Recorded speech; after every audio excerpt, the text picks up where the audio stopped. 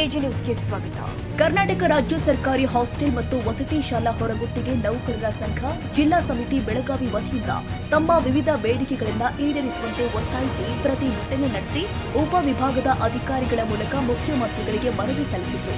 ಹಿಂದುಳಿದ ವರ್ಗಗಳ ಕಲ್ಯಾಣ ಇಲಾಖೆ, ಸಮಾಜ ಕಲ್ಯಾಣ ಇಲಾಖೆ, ಅಲ್ಪಸಂಖ್ಯಾತರ ಮತ್ತು ಪರಿಶಿಷ್ಟ ವರ್ಗಗಳ ಕಲ್ಯಾಣ ಇಲಾಖೆ ಮತ್ತು ಕರ್ನಾಟಕ ವಸತಿ ಸಂಘದಲ್ಲಿ ಕಳೆದ 20 ವರ್ಷಗಳಿಂದ ಕಡಿಮೆ ಸಂಬಳದಲ್ಲಿ ವಲಯ ಮತ್ತು ಶಾಲಾ ಕಾಲೇಜುಗಳಲ್ಲಿ ಕೆಲಸ ಮಾಡ್ತಾ ಇರುವ ಅಡುಗೆಯವರು, ಅಡುಗೆ ಸಹಾಯಕರು, ಸ್ವಚ್ಛತಾಗಾರರು, ಕಾವಲುಗಾರರು, D group attender, computer data entry ಮತ್ತು ಅತಿಥಿ ಶಿಕ್ಷಕರು, ಸ್ಟಾಫ್ ನರ್ಸ್ಗಳು, ದಿನಗೂಲಿ ನೌಕರರು ಹೊರಗುತ್ತಿಗೆ ಆಧಾರದ ಮೇಲೆ ಅವರು ಕಾರ್ಯ ಮಾಡ್ತಾ ಇದ್ದಾರೆ. ಅವರಿಗೆ ಯಾವುದೇ ಭದ್ರತೆ ಇಲ್ಲದೆ ಅವರು ಕೆಲಸ ಮಾಡ್ತಾ ಬರ್ತಿದ್ದಾರೆ. ಪ್ರತಿನಿತ್ಯ ಗುತ್ತಿಗೆದಾರರು ಹಾಗೂ ವಾರ್ಡನ್ಗಳು ಹಾಗೂ ತಾಲೂಕು ಮಟ್ಟದ ಅಧಿಕಾರಿಗಳು ಹೊರಗುತ್ತಿಗೆ ನೌಕರರನ್ನ ಪ್ರತಿನಿತ್ಯ ಶೋಷಣೆ ಮಾಡುತ್ತಲೇ ಬರ್ತಾ ಇದ್ದಾರೆ. ಇಂತಹ ಸಂಕಷ್ಟದಲ್ಲೇ ನೌಕರರು ಒತ್ತಡದಲ್ಲಿ ಕಾರ್ಯ ಮಾಡುವಂತಾಗಿದೆ.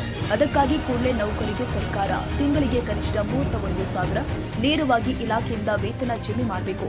ನಿವೃತ್ತರಿಗೆ ಸೇವಾ ಭದ್ರತೆ ಕೊಡಬೇಕು. ಕಾರ್ಮಿಕ ಕಾನೂನು ಪ್ರಕಾರ ಕಡ್ಡಾಯವಾಗಿ ವಾರಕ್ಕೆ 1 ದಿನ ರಜೆ ಕೊಡಬೇಕು. ಬೀದರ್ ಜಿಲ್ಲೆ ಮಾದರಿಯನ್ನ ಜಿಲ್ಲಾ ಸೇವೆಗಳ ವಿವಿಧೋದ್ದೇಶ ಸಹಕಾರ ಸಂಘವನ್ನ ರಾಜ್ಯ ಎಲ್ಲಾ ಜಿಲ್ಲೆಗಳಿಗೆ ವಿಸ್ತರಿಸಬೇಕು ಎಂದು ಸೇರಿ ಮತ್ತಿತರ ಬೇಡಿಕೆಯನ್ನ ಈಡೇರಿಸುವಂತೆ ಒತ್ತಾಯಿಸಿದರು. ಕನ್ನಡಿಗರ ಮೆಚ್ಚಿನ ನಿಮ್ಮ ಎಜೆ 24/7 ನ್ಯೂಸ್ ಕನ್ನಡ ವಾಹಿನಿ ಇದೀಗ ಟಿವಿಯಲ್ಲಿ ಲಭ್ಯ. ವೇಳೆ ನೋಟಿಸ್ ಕೊಟ್ಟಿದ್ರೆ ವಾಪಸ್ ತಗೋತೀವಿ. ಇವತ್ತು ವಕ್ಫ್ ಪ್ರಾಪರ್ಟಿ ಅಂತೇಳಿ ಬರ್ತದೆ ಅಂತ ಹೇಳಿದ್ರೆ ರೈತರು ಬೀದಿಗೆ ಬದಲು ಏನ್ ಮಾಡ್ಬೇಕಾಗತ್ತೆ? ಯಾರು ವೋಟ್ ಹಾಕಿಲ್ಲ ಅಂದ್ರೆ ಗ್ಯಾರಂಟಿನೆಲ್ಲ ಸ್ಟಾಪ್ ಮಾಡ್ಬಿಡ್ತೀವಿ.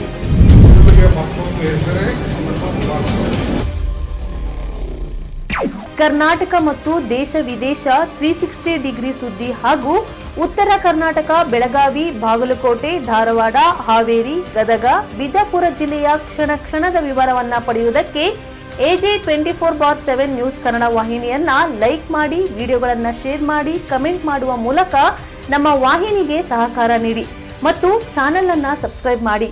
ಧನ್ಯವಾದಗಳು.